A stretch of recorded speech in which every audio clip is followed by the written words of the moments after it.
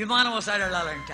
విమానం ఒకసారి వెళ్తా ఉంటే ఏమైంది, ఇంకా బక్సింగ్ గారు బయటపోతున్నాయంటే బోర్డు అంతమంది ఆయన చుట్టుకునేవాళ్ళు. ఈ ప్రార్థన ఆ ప్రార్థన, వెనకాల పెద్దలు ఉంటారు. వాళ్ళు ఏం చేస్తూ ఉంటారు, వేరే నాతో నువ్వు ఇప్పుడు ఎక్కేవాడు తండ్రి, టైం అయిపోతుంది రా విమానం ఎక్కించాలని వెనకాల నుంచి వాళ్ళు మొత్తుకుంటూ ఉంటారు. వద్దురా అని వాడు కుంటుకుంటూ కూడా వచ్చా యజ్రా అనేవాడు కాన్వకేషన్లో జారిపడి వాడి కాలు ఇరిగిపడి ఉంటే ఆయన యజ్రా అని వస్తే నువ్వు ఇప్పుడు వచ్చా తండ్రి వెనకాల నుంచి అంటుంటే అంత అయిపోతే పోతా అంటే మనం ట్రర్రని పోతా ఉంది.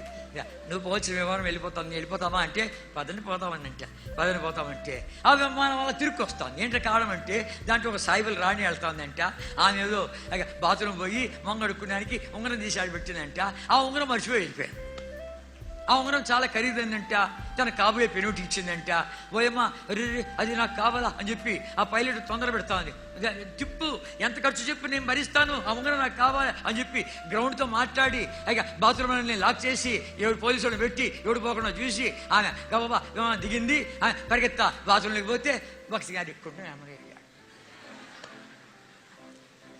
ఆయన కొరికే రైలు బండ్లు ఆగుతుంటే, ఆయన కొరికే విమానాలు ఆగుతూ ఉంటే ఒకసారి ప్రార్థన చేస్తున్నాడు రైలు బండి దగ్గర.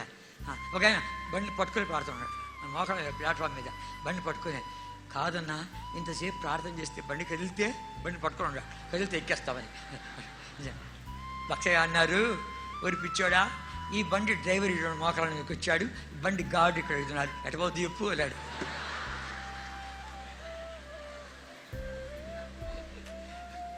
ఆయన కొరకు ఎన్ని అవుతుంది, ఎన్ని చూస్తున్నాయి, ఒకటా రెండా చెప్పాలంటే